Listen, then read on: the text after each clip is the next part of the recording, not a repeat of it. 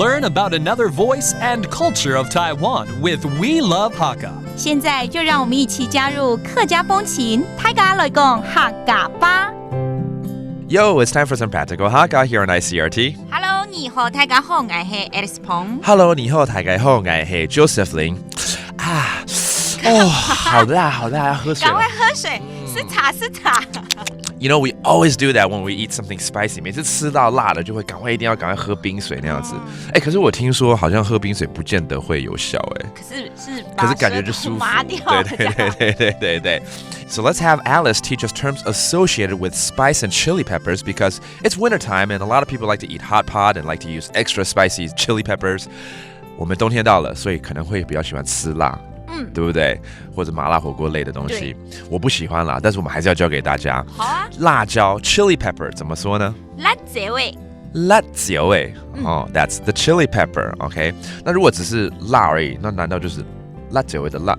辣，真的没错哈。对呀。Okay, so if you want to refer to the chili pepper, it's 辣椒味。But if you just want to say, "Ooh, that's hot, that's spicy," 辣。辣。那海陆腔辣就是辣。这不辣的。辣 That's a different dialect for hot or spicy. 我就讲我自己好了，我不敢吃辣，比较不喜欢吃辣啦，但有些人真的不敢吃辣。怎么说 I don't like spicy food.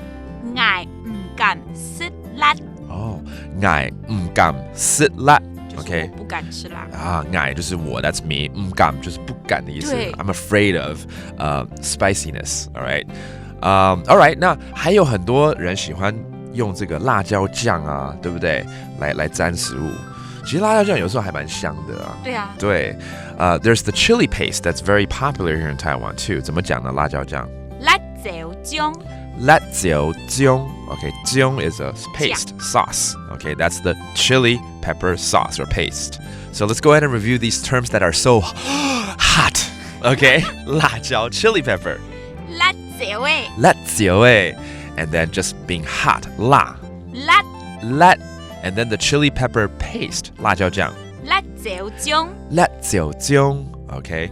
最后我想问一下，我们讲的都跟食物有关系。我今天要说 Alice 穿的好辣哦，也可以这样子讲吗？很辣了，没有人这样讲。真的吗？做到很强。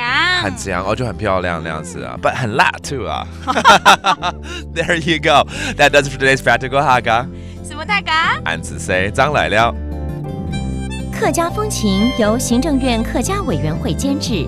We Love Hakka has been brought to you by the Executive Yuan's Council for Hakka Affairs.